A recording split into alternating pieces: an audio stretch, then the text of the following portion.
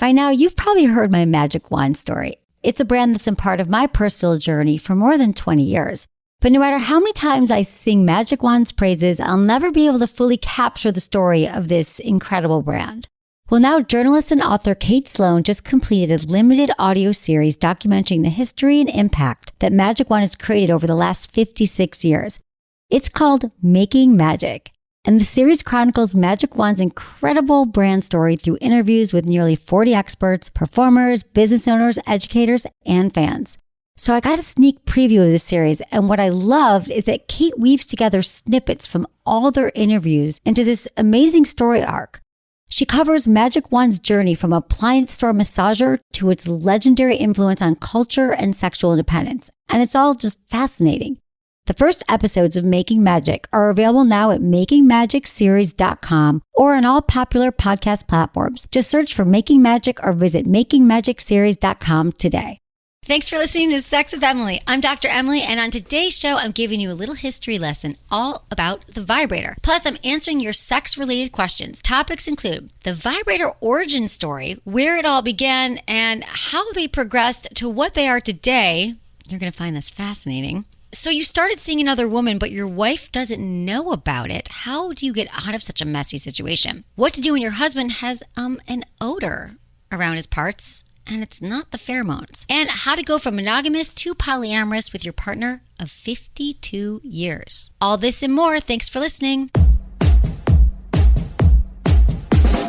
Look into his eyes. They're the eyes of a man obsessed by sex. Eyes that mock our sacred institutions. Bedroom eyes, they call them in a bygone day. Hey, Emily, you got a boyfriend? Because my man E here, he just got his heart broken. He thinks you're kind of cute. A girl's got to have her standards. Oh, my. Do women know about shrinkage? Isn't it common knowledge? What do you mean, like laundry? It shrinks? Can we not talk about sex so much? Are you kidding me? Oh my God, it feels so good. Being bad feels pretty good. But you know, Emily's not the kind of girl you just play with. You're listening to Sex with Emily. We're talking about sex, relationships, and everything in between. For more information, check out sexwithemily.com. You're going to love our site. Google your questions there as well. You can do that. There's lots of great blogs and posts to help you have better sex. You can find me 5 days a week on SiriusXM Radio. I'm on Channel Stars 109, Monday through Friday, 5 to 7 p.m. Pacific. And you can also get a free 30-day trial at sexwithemily.com/SXM, or no problem, just call in and ask your question. 888-947-8277. Social media across the board is at Sex with Emily. Are you really not following us yet? You can actually see us and see what we've been doing here, and there's a lot of great sex tips. All right, guys, hope you enjoy the show. It's a little history lesson. So this one is about the evolution of the vibrator. I just think it's a fascinating story, and I think people don't often know that the vibrators began in the Victorian era. And the reason why was because women were suddenly every time a woman had something wrong with her, like she sneezed, or she had a cramp, or she was tired, or she had a headache, she had something going on, they called it hysteria. Okay? Ridiculous. They called it hysteria. And it could mean that she had anxiety, fainting, sleeplessness, irritability, nervousness, and a tendency to cause trouble for others. So you mean just like living? Like a woman was living, right? Exactly, on the planet. And also on the list, excessive vaginal lubrication and erotic fantasizing, because that was not normal at the time, okay? That's what was happening. So they called it hysteria, and it had a lot of different manifestations throughout the years. And doctors spent years and years like diagnosing women with this like faux condition. Like, oh, must be hysterica. She's hysterical. That's where we get the term hysterical female from. And they'd offer all different kinds of treatments. And so the treatment, the very first treatment they did was they actually, women would like line up. I mean, there must have been a line around the corner. Because they would go to doctors, and a doctor would use their hands to stimulate a woman's clitoris and bring her to orgasm. And mysteriously, all the symptoms went away.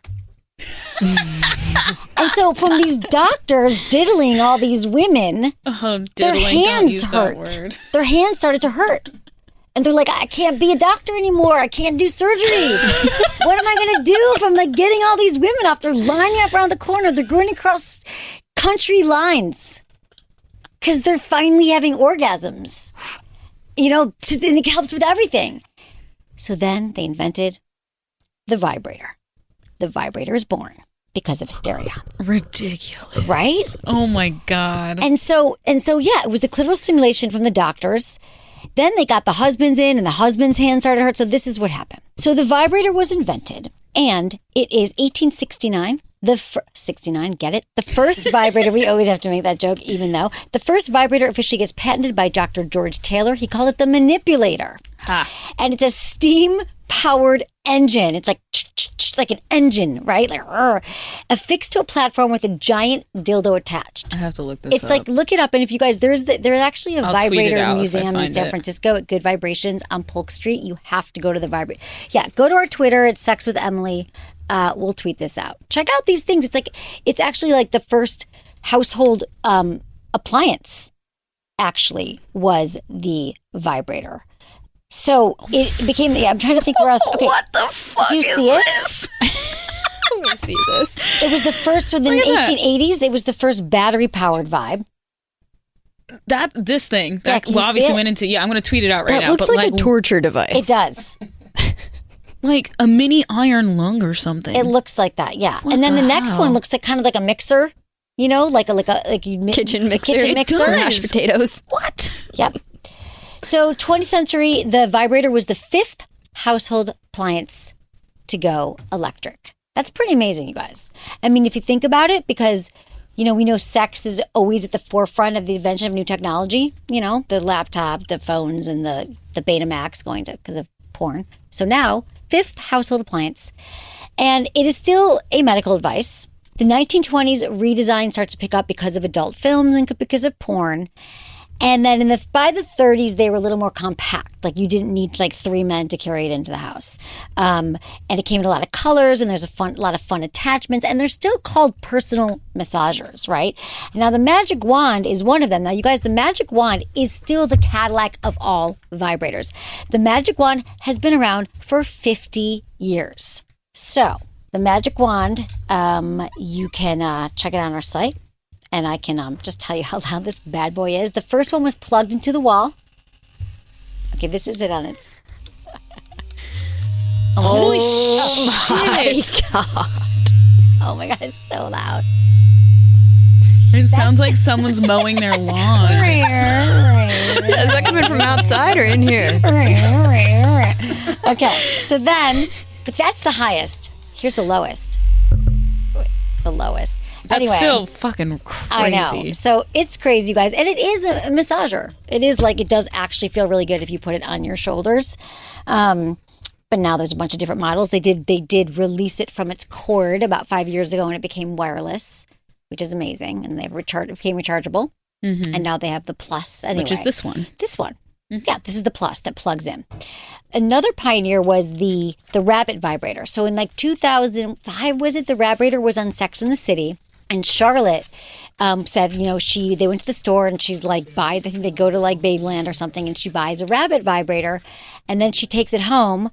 And the rabbit vibrator is what we always talk about. We always often talk about dual stimulation vibes. Mm-hmm. So dual stimulation vibes mean that there's an internal vibrator, an internal thing for internal clitoral nerves and for the clitoris. And she doesn't come out of her house for like a week. And she's like, oh my God, I'm addicted to my vibrator. And people are like, oh my God, there's a vibrator on television. I mean, that was like the year I started my show. And it was like, and that was even then, it was battery operated. So toys have come such a long way since I even started. All the toys, most of them had batteries. Like for that rabbit, you needed 4 AA's. I know, I have one. You still have it? Yeah, you gave me one. I did? When I was an intern still. Oh, okay. I used it once. And then I gave you like the womanizer. Well, no, then I got the Nova for WeVibe, which is like... Okay, so the Nova is like the souped up version of the rabbit. Yeah. The Nova is by WeVibe and it's a dual stimulation vibrator and they just like innovated the fuck out of it. And they were like, it has these little, the rabbit ears part is not rabbit ears anymore, but it has this little curvy thing that just... The best part about it, why it's so innovative, the Nova, is that it doesn't lose contact with your clitoris. Yes. So you can keep moving it in and out, but it has this curvy angle. You just Google it, the Nova. We'll put it in the show notes. Everything we talk about at sexwithemily.com, click on the show notes. So that was pretty innovative. And then when you used to buy toys too, they all came in these boxes with like porn stars on them. And they were just, I mean, toys are much more friendly now. They're kid friendly. They're body safe. And they just look a lot different. Now, another pioneer that I would say it's the biggest one in years was 2013 when the womanizer came out. And that wasn't just, that was six years ago now. Wow, 6 years ago.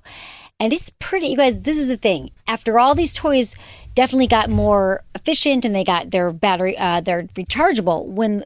So they were all, making advancement. And we were going to these trade shows and everything kind of looked the same. And then the womanizer.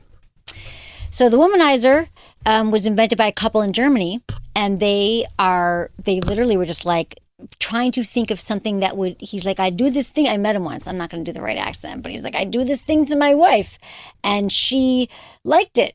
And I was trying to figure out how to make a toy that would do the same thing. I'm like, I love that. What a husband, like going after it. Right? So they invented this. It's patented. They use a patented pleasure air technology, and it is a game changer for vibrators in the last decade. So essentially, it emits like a super soft suction and vibration. So it's like it's kind of feels, the air makes it feel like it's kind of sucking or like nibbling on your clitoris. And it's not just for your clitoris. You can move it all over your labia. It's really cool on nipples. I wonder if this one comes charged. Okay, this is the... There it is. Ooh. Oh, just like a man. So it sucks. And now if I put my finger on it... So I feel like if you are going down on a woman and you can know how to roll your R's, probably really good talent. Yeah. Yes. And blow at the same time. Yes. It's going to be really hard, and you have to do some mouth exercises first. But it's worth it. Try. Also, it's the sucking. Like, literally, I've had to tell every guy who's ever gone down on me that you need to have the sucking motion of like that toy. Yeah. So when you gave me that, it was so life-changing. Yeah. So did you show them? You're like, this toy. I have. They're intimidated, so we're easing into it. Right, I haven't good. found the right person to bring it in yet. Got it. I still have to tell them how to act like the womanizer. Oh, you haven't yet told them? No, I've told them. I suck. haven't shown them the toy. Oh, yes, right. but I do tell them. Well, it is good because I think the thing is that women. Here's the thing, and this is not like, anything negative towards men and men's skills. How the hell would you know? Women aren't great at always is explaining what they want. Sometimes we don't even know what we want. But what I can tell you is that like slowing down, doing a little bit of sucking, and not like you're trying to like suck something out of a straw, but it's like a light, like a nibble, like kind of like you're making out with her vulva. You're like kind of like nibbling and like using your tongue in different ways. This just sort of is a game changer. You have to use it with lube. I think lube with it is a game changer, and it is. It encompasses the clitoris without touch, and it stimulates it. Also, the thing about this, if you have a super sensitive clitoris, this might be the right toy for you because it's not actually touching it. Although it does, it is. Just don't turn it up all the way. Don't turn it up. Do it on a low setting. There's also another one that was great this year. This came out this year, is wearable and shareable vibrators. So the Moxie vibrator came out this year, and this one is so cool. It's a wearable panty vibe, as they call it, which... Not panty. There's just some words. Panty vibe, but that's what it is. It's an underwear It's called vibe. Moxie, and you definitely have Moxie if you're wearing this toy.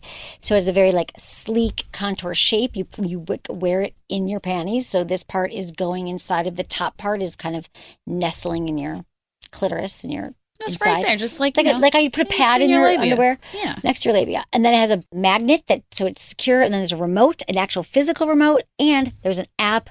With the WeConnect app, you could wear it and your partner can vibe you from anywhere, and they can control it with their phone.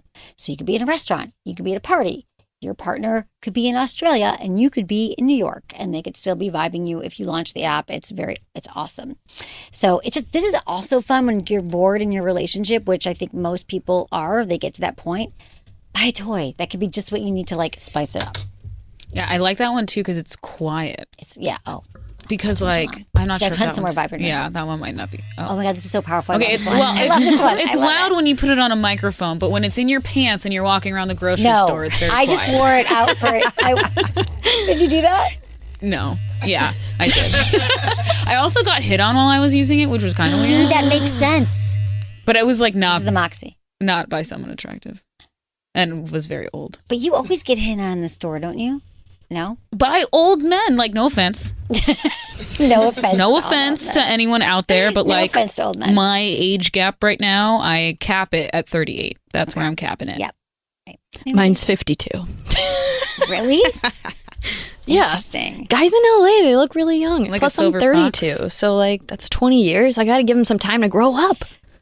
Yeah, usually by 52, they're grown up and then they're just on the way out. Just kidding. I'm there. I'm joking, you guys. No, I'm about there. Let me just tell you this, is that men and women, we take a while to mature, especially, sometimes into their 40s even. Men are like, I'm finally getting it. We all evolve at our own pace. Okay, next we have, this is fun, the history of the vibrators. Did you know any of this? Hysteria? All of this, because women were not having orgasms. Do you see what I'm saying? I'm not just sitting here like yelling from the rooftops like, women, you got to masturbate. You got to learn what feels good. Understand pleasure. Understand your body, because you guys, orgasms is actually really, really good for your health. And it's good for your mental conditions. It's good for your mental conditions, whatever various conditions you have. I mean, it can help. Anxiety, blood pressure. It's good for sleep. So apparently sneezes. Sneezes. I feel like headaches, too. I feel like I used to get a lot of headaches. And you're not getting them anymore? No. Wow. Because you wrote her a prescription of masturbation 3 times a week. She did. I freaking did. Oh my God. I really did. Okay. The Zoomio. But I don't, I think I dropped something. But, okay. So the Zoomio is awesome. So the Zoomio's new. And the Zoomio, okay. So this is why I love the Zoomio. It looks like an electric toothbrush. And a lot of women's first toy was actually an electric toothbrush. They even make a reference to that in that movie Booksmart. They do? Yeah, that was directed by Olivia Wilde. It was on my calendar and I didn't watch it. You have to see Good Boys, too.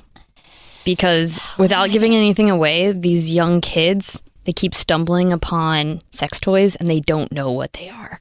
You have to see it. Okay, put it on my calendar. I will. All right, back to the I need like a Zoomio. schedule to watch TV. That's my life. Watch this show tonight. I'm like, because I never watch TV. Okay, listen, guys.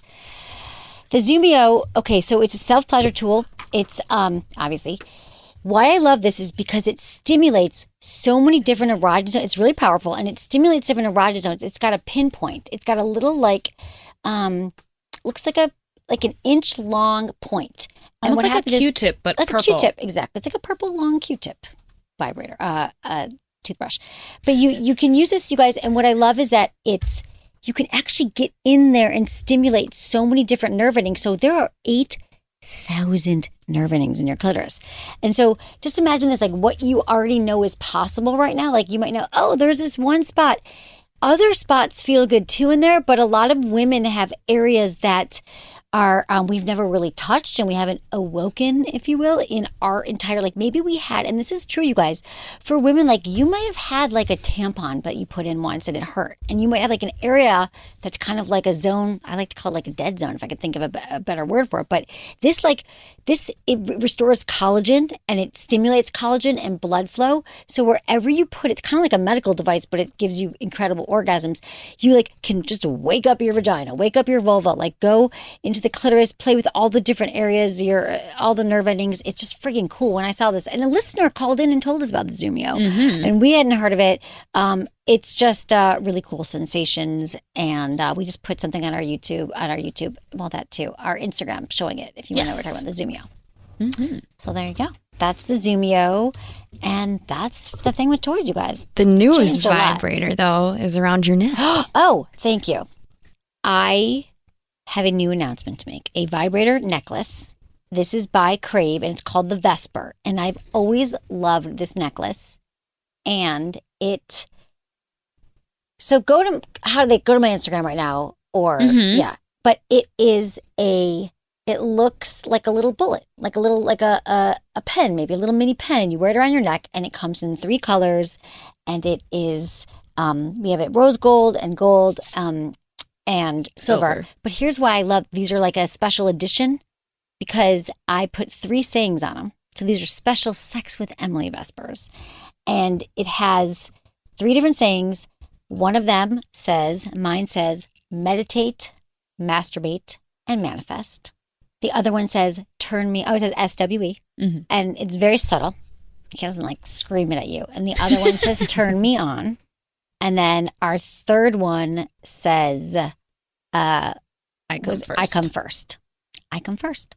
And you can order any color. And why I love it is because it's such a bold, like to me, just people are always like, that's a really cool necklace. I just wear it, like I layer it and I wear it in different places. I wear it all the time, but it's bold. You're taking care of your own pleasure. It's for men and for women. Like I think guys look awesome in this, or have it for your partner or whatever you would like, but it makes a statement. You care about your pleasure. You care about, your orgasms. You care about your sex life, and it's just fucking badass and it looks cool. Conversation starter? It's a great conversation starter. Like I feel like when I've been wearing it, people are like, what is that? That's so cool. Like tell me about it. And then you're like, it's a vibrator. So if you're out and you're ready to mingle, I'm telling you, people will ask about it because it's like, it looks cool. They're like, oh, that's just, and you could also, if you're like, I don't want to say vibrator to this person, this guy in the grocery store talking to me, you can just be like, it's a pen. Bye. But for most people, it's a really good conversation starter and empowering as fuck. So I love it. I love it too. And it's like, it's lightweight, it's simple. Also, low key, could be used as a weapon. Ooh. You clock someone in the eye with that? It has so many uses. I'm not saying like you're just gonna walk up to someone and like hit them. I'm just saying if women, in the vagina. Women got to be careful walking around. No, it's good. It is good. I don't have mace, but I have. I guess that. I was thinking the magic wand. I always think is a weapon. Well, duh. Someone No, walks in as a bam over their head. you know what's the real weapon? Oh, you can poke their eye out with this. Is the enjoy wand? Oh, the enjoy wand. That That's will the one. kill someone. Oh yeah, that's like a steel You're not wand. coming back from that. No, I would kill you with my dildo. I mean, but you guys, this is the thing about the product. It's used. Here's the other thing. I know this could be like you could poke someone. It kind of It's does look like you have multi-purpose. mace in it too. It is multi-purpose. It's also like bold and sophisticated and looks incredible. Yeah. Like it's very classy. It does. looking. It pulls your outfit together now. It did. Right now, I look like I got my outfit together. Got my life together here. It's also, you guys, it is as a 26-inch chain. It also is, you know what the coolest thing? I love that it's rechargeable USB. So you just like with plug your it in your computer. And I had mine, I charge it stays charged for like months and months. And I have a friend who wears it every day. She's wearing it for like a year. And she's like, every time I have sex, I just have to use it. So I whip it out and use it. Like her boyfriend's, yeah, it's awesome. He's got one. So anyway, they're fun. You guys can get them as well. You can order them. sexwithemily.com/Vesper. We're going to take a quick break, and when we come back, we're going to get into your questions.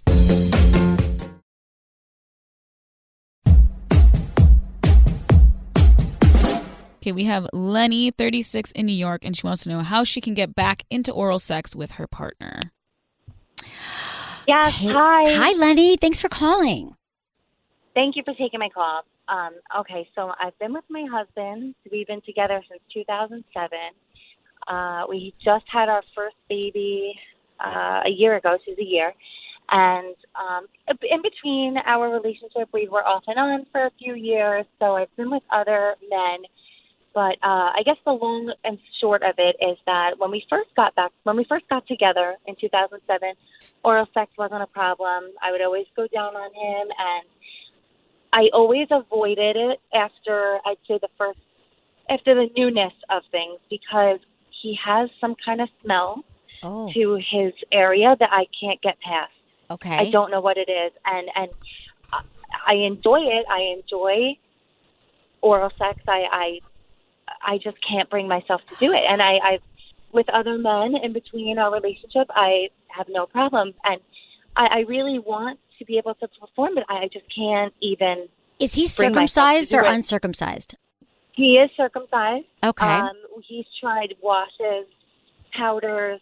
He's tried everything. And I don't know, it's like a musky, foul smell that I just cannot get past, and I don't know what to do because I really. And he's tried. So you've told him this, like you've actually.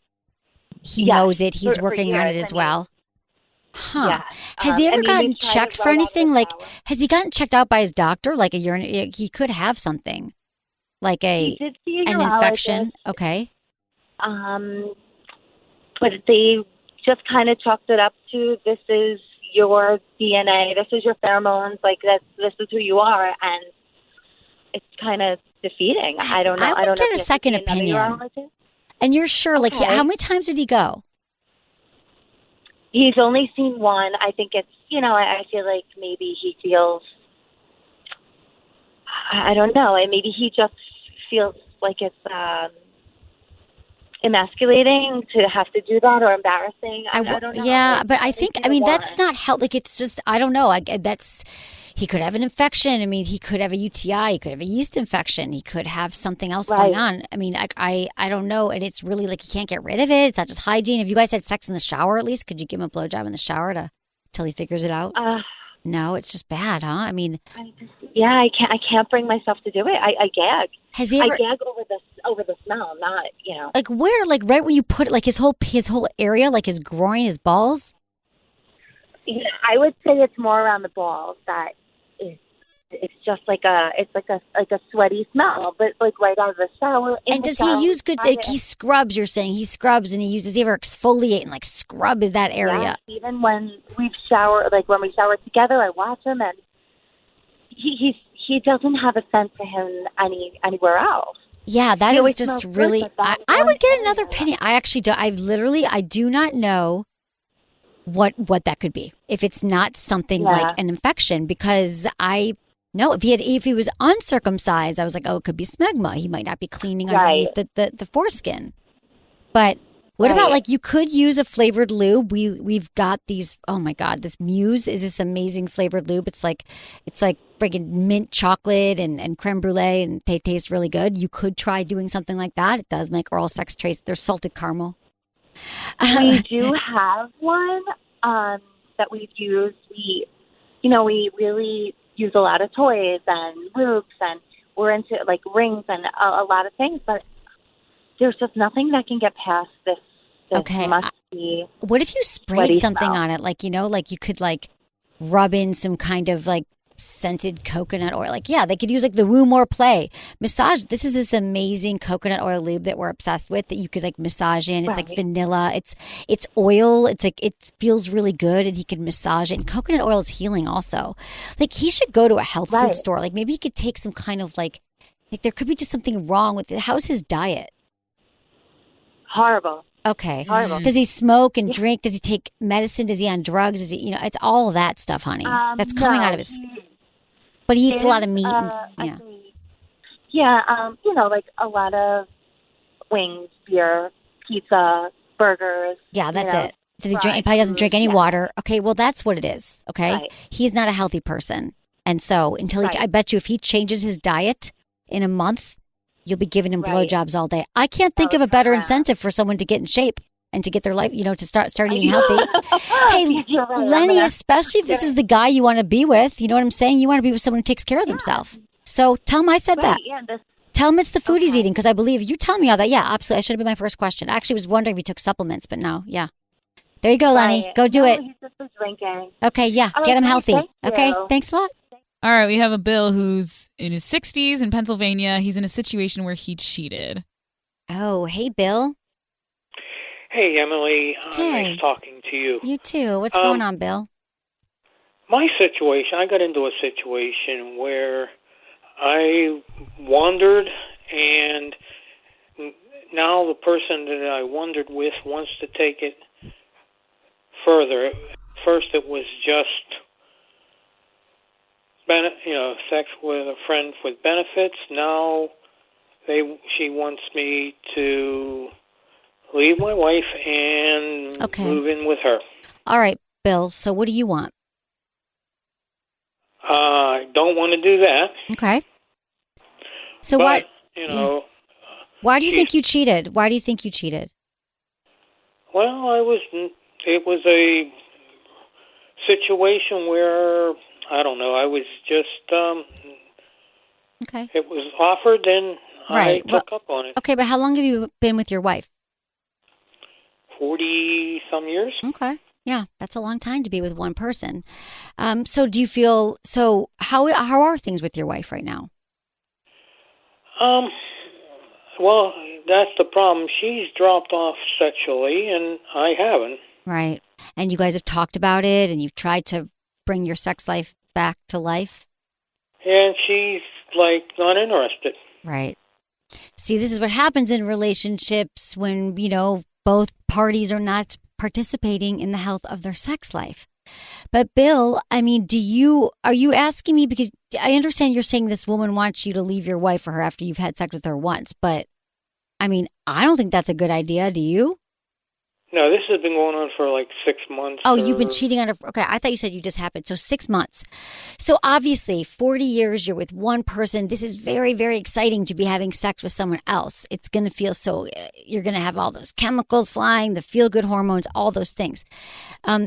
However, that can easily be intoxicating, but it's not necessarily, I think, the healthy thing to do unless you're ready to leave your wife. So what's your question? Is your question... Well, how do I get out of this situation without causing because she's threatened to spill the beans. You got to come clean to your wife. Maybe this will be the thing that brings you back together again. If you very carefully talk to your wife and say, you know what, you have to end it, Bill. And you can tell her you already told your wife. See how she goes when you end it with her. But I think either way, you probably should because it's going to be in your mind. So it's better that you tell her than she tells her.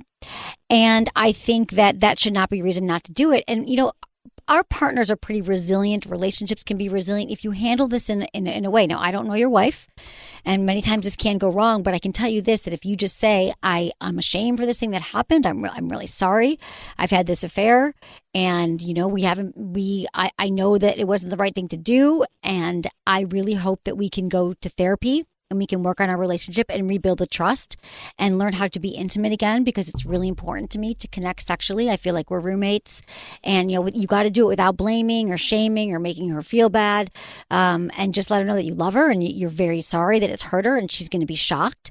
And there's actually a really good protocol to kind of go through when this happens. I think you should see it there. I know you have to see a therapist, because when trust is broken in a relationship, it's really hard for couples, nearly impossible for couples to rebuild it on their own. Okay, thank you. You're so welcome, Bill. Let me know how it goes. I'm here for you every night. I mean, if she's threatening, you gotta do it. You gotta do it. You gotta get ahead of that. You gotta get ahead of that. And you're gonna have an affair with someone who's just not gonna do that. Can't you tell who would do that? I mean, I don't know. It depends too, because it's like, I feel like, to be honest, I was recently in a situation where I found out I was the quote-unquote mistress. Oh. What?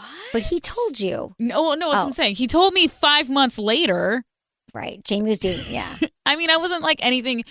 I wasn't like at first, in the beginning, I actually really liked this guy. And then I was like, you know what? He's just hot and fun. So and he's not the best communicator. So let's just, I'll just fuck around with him once in a while. And the last time we're hanging out, he just comes and he's like, so I kind of have a girlfriend. And I'm, in my mind, completely just like, so we've been dating multiple people. So you tie the knot with someone specifically, you're exclusive. And that's why you wanted to hang out, because you wanted to tell me in person. So I'm like, did you recently get together? And he's like, no, we've been together for a year. And it still didn't click to me. I was like, so you're in an open relationship. Right. And he's like, no, she has no idea that you exist. Just cheating. And I was plain old cheating.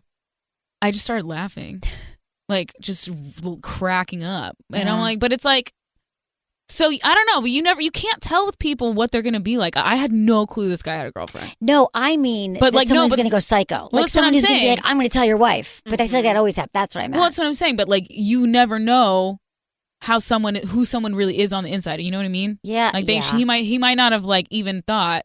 Yeah, that's true. He himself could have been saying all this really nice stuff to her. He could have been like, I want to. We didn't get his whole part when he's like, this is the best sex I ever had. I wish I wasn't married. Exactly. That's what I'm saying. No, yeah, you don't know. It's true. Don't know. But the thing is, here's my take on it, affairs. You guys, it is true that I don't think that affairs are the end of the world.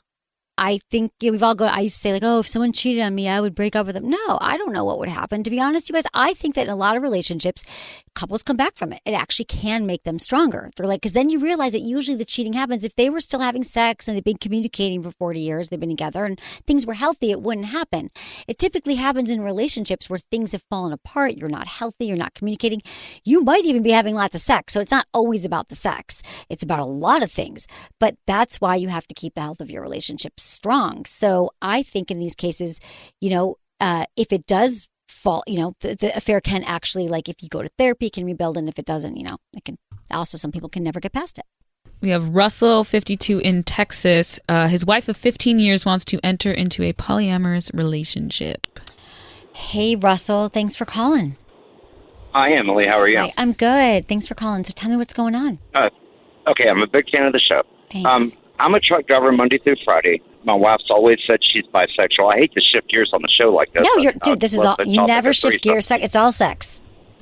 Okay, well, my wife's always claimed to be bisexual. We got into a relationship 15 years ago.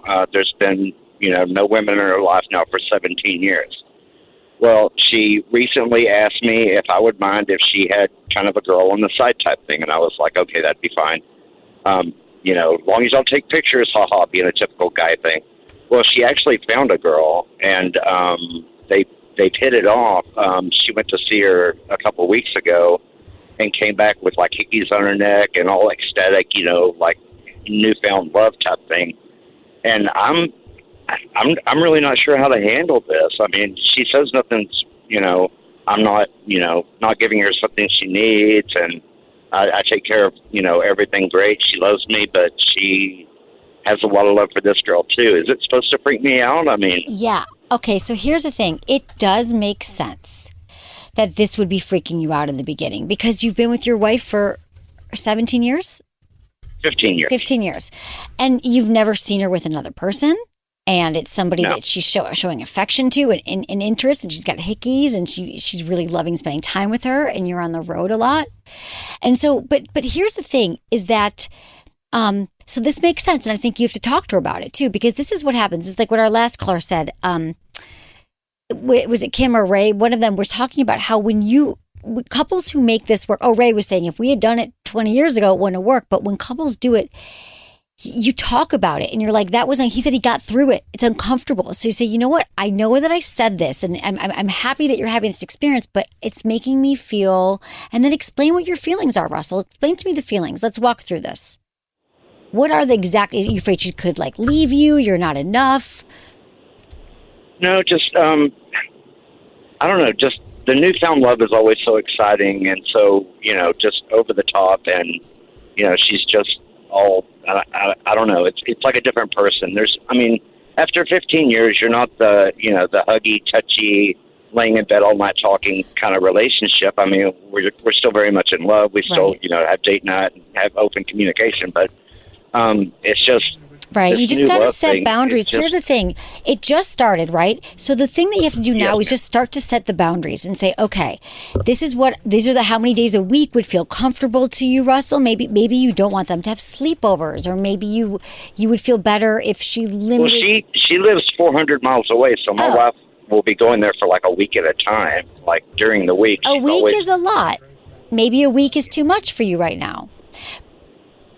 Well, that's just it. I'm on the truck all week. Okay. And that's See, it's kind of a complicated situation. Well, because I always said I was cool with it, but now that it's happening, exactly. I'm so cool this is with exactly what happens, Russell. So, but here's my question for you: do you feel that when you do see her, that you're getting your needs met? And if not, what else would you need from her right now to make you feel? Yeah, I feel like connected? I am. I mean, it's actually our situation's kind of improved. As far as on her end, I mean, she's more upbeat and she's, more happy. And she said if she felt like a side of her was being suppressed. Okay. And now she's open. Now she's available to explore that side of her, so she feels more whole. But I mean, if I shut it down, then there's going to be resentment for me. Right. And I don't even know if that would leave it. I mean, because the relationship could never be what it was because this is in the open now. Right. You know what I'm saying? Yeah. Oh, your relationship could never be what it once was? I don't think it could, no. Now that I know that she has the ability to love another as strongly as she loves me. You know what I mean? I understand. But is she in love with her, or is she just, how long has it been going on? It's only been going on for 2 weeks now. Oh, Russell. It's more of an infatuation thing right now. It's an infatuation thing. Listen, Russell. The brand new relationship. Okay, so that's what it is. It's been 2 weeks. She's in a new relationship. It's exciting. It's been 15 years since she's been with somebody else. So this is what happens in open relationships, is that people have a primary partner and then they have a secondary partner. And that partner is one that with the secondary partner, you have boundaries as well. And you're the main person that she, like, the things that you guys might be interesting is for you guys to kind of learn more about this, because love, for many people who are in poly, I know people who have 4 or 5 partners besides their primary, right? But there's their partner is their main person. They're in love. I have a lot of friends who've been they're together 20 years and they have partners, but they do not fall in love. They don't with another person, like in the same way. They don't hold them in a different regard. I mean, love, I think we all can love many people, but not in the same way, Russell, that you guys, for the time you've been together. And I just think you have to be honest with her, though, and not even shutting it down, but I think being vulnerable. And it's only been 2 weeks. So you're looking at a 15-year relationship, and then the last 2 weeks, she's having pleasure in having the newness that you guys haven't had in 15 years. So all this makes sense, Russell. All of this is totally, completely normal, and you sound like really healthy, and you're handling it in a really mature way. But I don't think you have to deal with this on your own. And I do think you have to be careful with your language and with your wife. I don't know what your communication skills are like, but just make sure. Say, I love seeing you happy. I don't want you to feel like I'm shutting this down, but I need to let you know how it's making me feel. There's a very safe. I mean, if you guys are having an open relationship, people practice very rigorous honesty, and they're constantly, the people I know that you're talking every day about these things and these emotions. So what could really happen is, Russell, you might find that you guys actually get closer if you learn to really expand your intimacy in the way you talk about this. Okay? So don't feel bad about sharing emotions and telling her how you're feeling. And maybe you just need some more reassurance from her. And I don't know what you need yet, but you figure it out as you go along. Like Ray said, he's like, at the beginning, it wasn't easy. He said that 20 minutes ago. It's not supposed to be easy. And I know you couldn't have looked through all of it beforehand, but right now I just need you to one step at a time go talk to your wife and have some real feelings about emotions and vulnerabilities, okay? And I'll be here every night, Russell. Okay. So call me back with the next step, the next conversation. Okay, sounds great. Okay, thanks, Russell. Yep. 888-947-8277. That can happen. It's true. It can be hard, emotions and boundaries and all the things, but you have to if you can get through this part of it, it could really strengthen a relationship. And if you don't, you realize you abort the mission. All right, guys, I hope you enjoyed the show. Thank you for sharing it with a friend, for rating us and reviewing us wherever you listen. I appreciate you all so much. And thanks to my great team. I love you. Ken, Kristen, Elisa, Michelle, producer, Jamie, and Michael. Was it good for you? Email me, feedback@sexwithemily.com.